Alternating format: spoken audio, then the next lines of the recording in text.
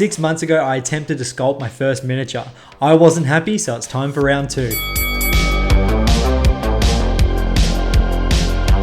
Welcome back to Envelope Doom Miniatures. My name is Deets, and if you've been watching the channel for a while now, or at least the last few months, you may have seen a video of me attempting to sculpt my first Chaos Dwarf miniature. Let's just say it didn't really turn out the way I wanted to, and it was a bit of a disaster. But I'm not throwing in the towel just yet, and I'm not giving up until I sculpt a miniature that I should be proud of. Now, while creating that first abomination, I learned so damn much. I never really attempted something like that before, and I had a lot of awesome feedback and advice in my comments, so today I'll be taking that all on board while we go for round 2. Now, before we get started, there are a few things I want to work on with this second attempt, and that is the overall size of the miniature. For some reason, the scale of the last one just crept up and it kept getting bigger and bigger. And also, I want to add some more detail and refine my details on this mini as well. And I guess I just don't want it to look like this.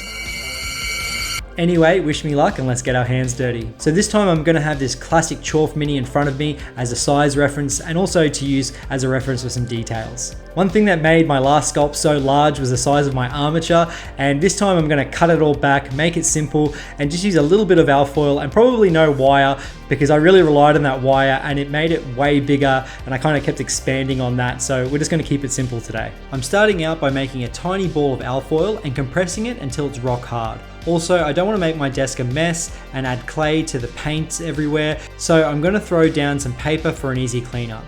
Like last time, I'm using polymer clay, which I found pretty easy to use, and I also used it recently for my Dwarf Throne of Power kit bash, so I'm feeling a little bit more confident.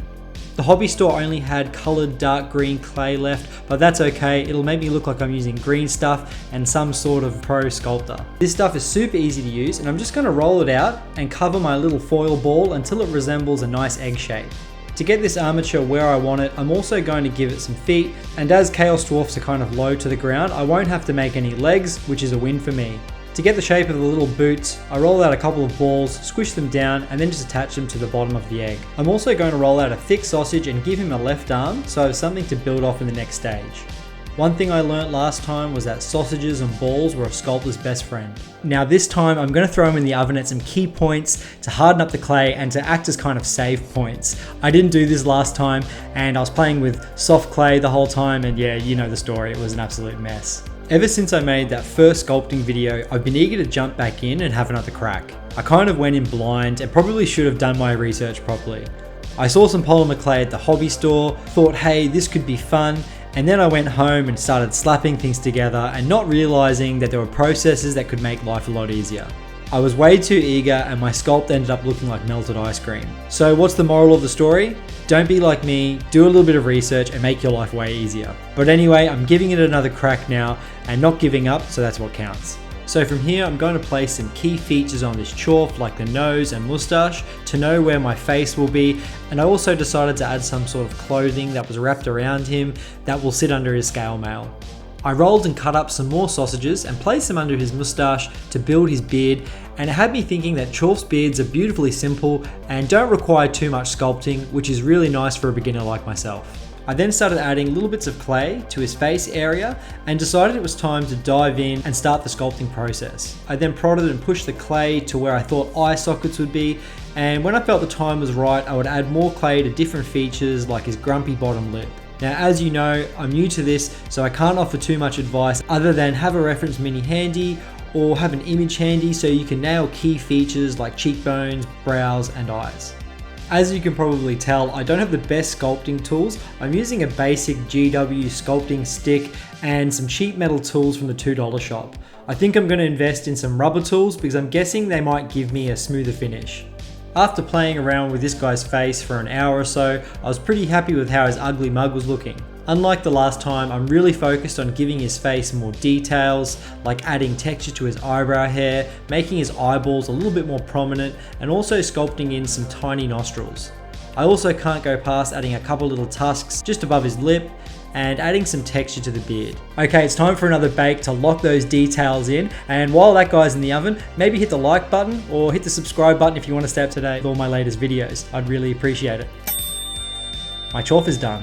When I pulled this guy out of the oven, I was feeling pretty good about how he was looking, but it's time to get the rest of the body built and start laying down some sort of scale mail armor. His right arm will be holding an axe, which I'll add later, but for now I'll just get the angle and the shape right. For the scales, I'm using the same technique I did for the last mini. I'm just rolling out a ton of tiny little balls and then squishing them down to an oval-like shape. I start from the bottom as I want them to overlap, and I take my time placing them over the top of each other. I also punch a little groove line in the middle of each scale, just like the GW Monopose Mini. Next up on the sculpting list is his hands or his gloves, and like before I throw on some more clay and add some sort of lines where I want the fingers to be, and I start smoothing it out into the shape of a glove. I'm going to use part of a stainless steel rivet for his axe shaft, as it's a perfect size and can be thrown in the oven and have no dramas. I slap on a little bit more clay and attach it to his right arm, and again I start sculpting in fingers and smoothing it out until it resembles a closed fist. After this, it was time for another bake to lock it all in. Alright, it's time for the fiddly parts of this operation, and it's time to give him some shoulder pads. I flatten some clay and try my best to cut out 2 equal sized half circles. I then throw them above his shoulders and start working the clay into what kind of resembles some sort of armor. Now this probably wasn't my best work as I struggled to make them a bit more angular, but next time I'll probably spend more time on them. I throw on a little spike to each one because why not? I want this guy to look mean, and spikes are mean, I guess. And then I threw on some hair on the back of his head to finish off this section. Now no Chaos Dwarf is complete without a big hat, and you want to at least make this hat 1 chorf high.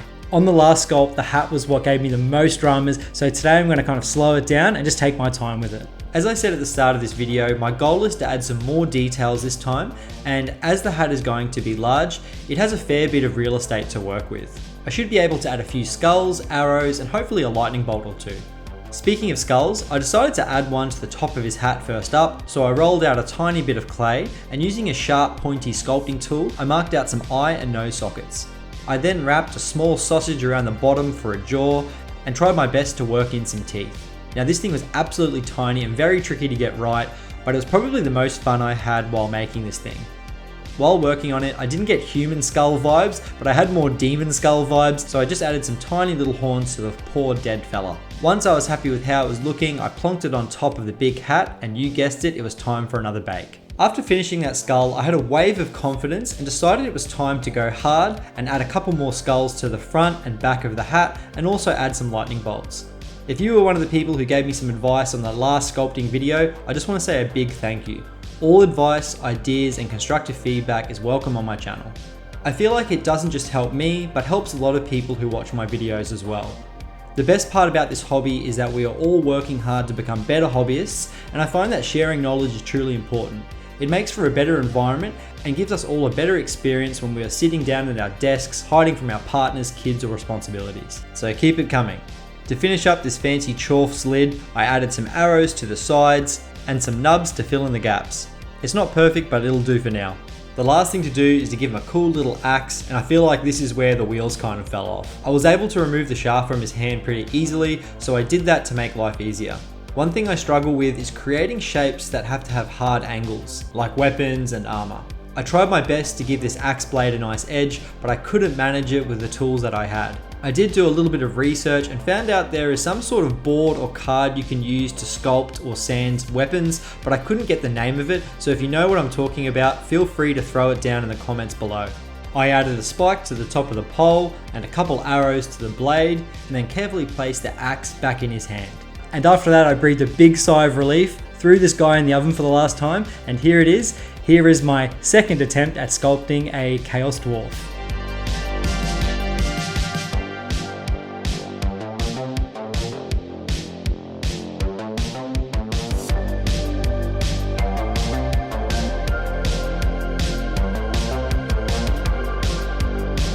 So the big question is, am I happy with how it turned out? Well, yes and no. I'm really happy with how this process was a lot smoother.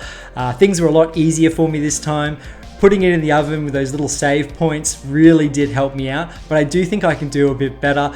It's not really the size that I wanted it. It did creep up a little bit more in size, unfortunately, but one day I will get it to that like 28mm scale, which I really, really want. But like everything, practice makes perfect, so I really want to give this another attempt and maybe sculpt something different and then maybe come back to a chorf later. Anyway, let me know down in the comments if you have any advice and if you want to see any more videos like this. I want to say a massive thank you to all my Patreon members. You guys are absolutely amazing. I couldn't do it without you, and I really appreciate the support. If you want to join the Anvil of Doom Patreon, the link is in the bio and there's some exclusive content up there for you. Anyway, I'm out of here. I'll see you all next time. Cheers.